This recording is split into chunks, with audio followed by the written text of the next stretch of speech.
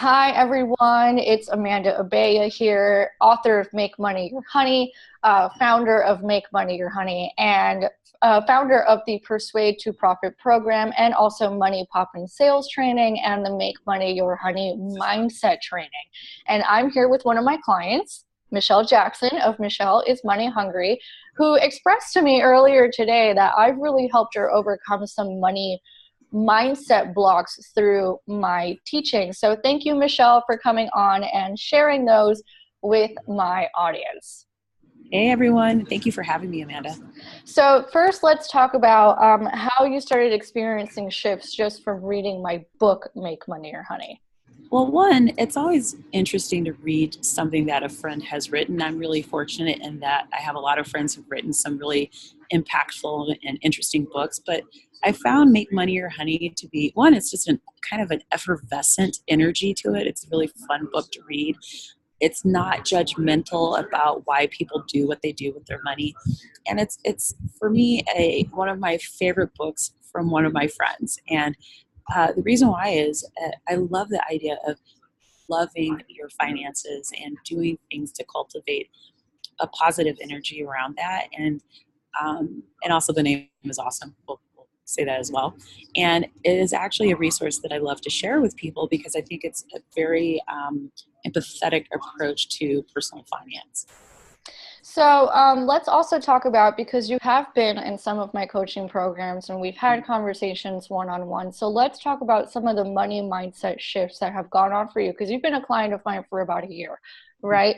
So let's talk about, because I've seen like massive shifts in you over the last year that I've been honestly honored to be a part of and honored to watch. And so let's talk about like some of what's been going on there, because when you first approached me, the shift was already starting to happen. You were already starting to own like how much money that you wanted to make. Then you made a rather big investment to work with me, and you've shown up and you've done the work and you've gone through some major shifts. So what are some of those shifts that you've experienced over the last year as it pertains to your money mindset? Well, I think it's really interesting. For a lot of people, you'll find that they'll be a hard worker for other people, but that when you start wanting to be bold about what you want to have, what you want to attract to your life, it can feel a bit greedy, audacious, wrong, like all these different weird things that kind of come up in your head. And at the time that I decided to join your Persuade to Profit program, it's a group coaching program, I was very excited. I didn't necessarily have a lot of money. It was the biggest investment I'd made in, other than college and college and graduate school, in a program like that. But I was like, I'm an entrepreneur. I will always need to learn new things. I know that Amanda is going to go 110% beyond in terms of like what she's going to make sure that I leave with. And what I liked is I knew that if I worked with you, that you would not poo-poo my money-making dreams, my entrepreneurial focus. Like, you were 100% there. And I knew that, one, because I read your book, two, because I know you, and three, because I also watched the action that you were taking. And actually, also because you come from a family that is an immigrant family. And so I think your perspective on money, I found very, something about it really resonated with me. And so I felt really compelled to be a part of the inaugural year of the program. And it's made a huge difference in terms of how I view my time, charging for my money, the things that I can sell, how to sell. Like it's just been a huge shift because I'd never been an entrepreneur. And there's a mindset for that. I've always been a person who works really hard, and I think a lot of us learned these lessons from our parents, and I had to kind of unlearn some lessons as well. So working hard is good. From our parents and society, and I go into really deep into those in my money mindset training. Like, we really pick up a lot about money by the time we're like 7. Yeah. And when I think of my money memories as a child, they're pretty negative. So not enough. Which is the case for most people. Yeah. And I mean, they're pretty bad. And so I've had to really work very hard on not giving money negative energy beyond it is a tool that you use. And you can use it correctly or incorrectly. And there's an infinite amount of abundance in the world. And so that goes back to the ability to earn more money. It's a little woo-woo. But the more my money mindset training is like all woo-woo, right? I'm all about as woo-woo. I tell people all the time, listen, I've had to fire coaching clients, right? Because they will do all the work, right? In terms of like, we're going to do sales calls until our face turns blue. We're going to try and negotiate, but because they refuse to take ownership of their own energy around money, they would always find a way to sabotage. And actually, that's a really good, interesting point that you make about the self-sabotaging. So there were things that I was doing that sabotaged my earnings. And I had to also recognize that as an entrepreneur, because entrepreneurship is great, but if you're not making money, you're just broke. You're broke. You have a hobby. So, it's a hobby. And sometimes just a shift into becoming an entrepreneur is being like, I don't have a hobby anymore. I own my money stories that are making me create these roadblocks unnecessarily and then move from there. And kind of hearing you talk about those different things and becoming aware of it has been really, really helpful for me as an entrepreneur. So let's talk two more things. So one is you've had more access to me, right? Mm-hmm. Like as your coach and as your mentor, mm-hmm. as I talk about these things. So what has that experience been like? Because you and I talked about how one of the biggest shifts you made was the fact that you were observing what I did in my business and what I did with my money, because you had more access than like the general public does. So I'm a business networking coach, and I work with people on growing your network. I've been lucky that we've been friends for a long time. So I'm very blessed to have you in my life. And so I have the opportunity to kind of see you from both sides, like your professional side as well as a friend. And, oh God, I just brain farted. That's hilarious.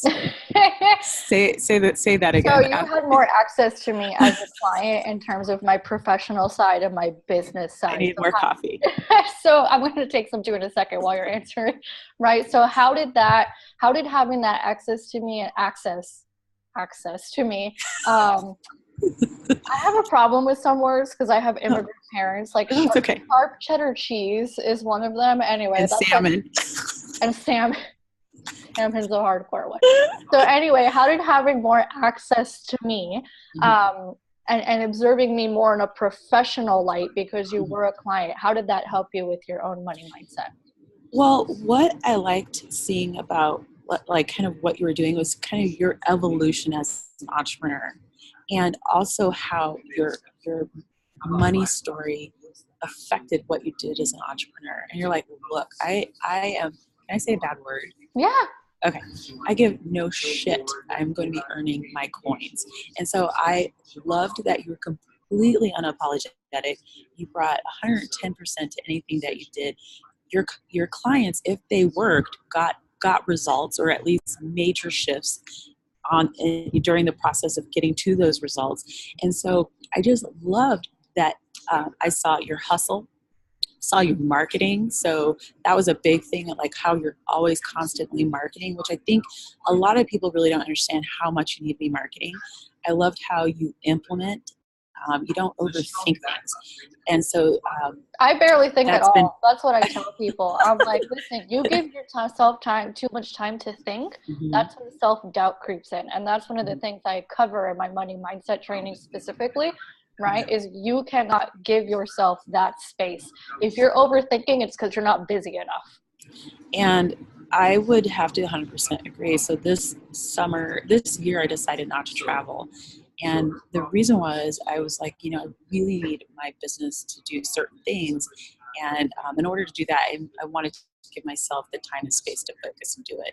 So I started implementing different, business ideas, and I just kept doing it. And you did it rather quickly, right? Yeah. So what are some of the ways that these shifts have helped you, like in your business, some of these money mindset shifts? Well, one is don't overthink, don't think. So just implement and people just think themselves out of money, right? Because they really do. They make it a lot harder than it needs to be to make money, which is part of what I cover in the training. Yep. they doubt their idea, whatever. And so instead of just implementing the idea, they may spend way too much time trying to make sure that it's perfect.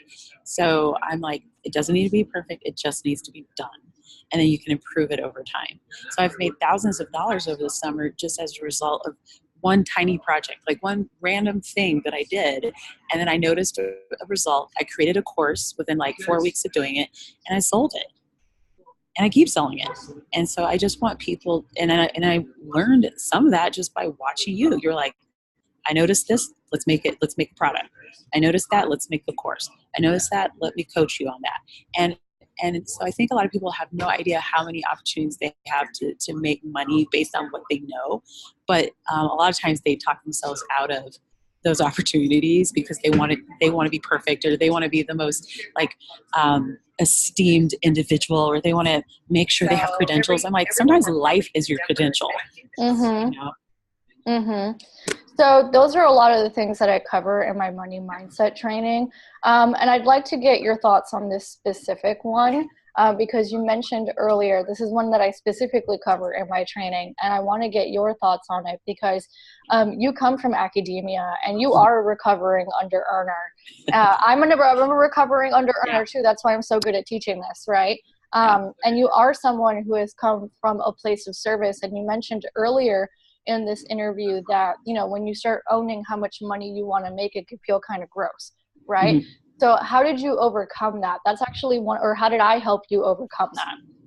Well, I love how as you earn more, you're able to help more people. Mm-hmm. And I think for a lot of people, they connect their earning goals with greed versus the ability to do other things. So like for me, watching you succeed and do well means like that validates that I could do the same, right? It also validates my ambitions. It validates my goals for like personal goals. If I earn more money, I can help people. I can retire my mom so she can stop driving me crazy about her job because I'm serious. I can purchase a cabin in the mountains the way that I would like to. I mean, why would I want to have a hard life? Like that makes no sense. You know, Right. and That's ultimately what it's about. Why would I yes. choose to have a hard life, right? And I say this, you know, sometimes there's a difference between having challenges, which is just a part of life and we have to deal with it, and then actively choosing to struggle when you don't have to. Yeah, I'm over the struggle life. I've done it long enough. We're good.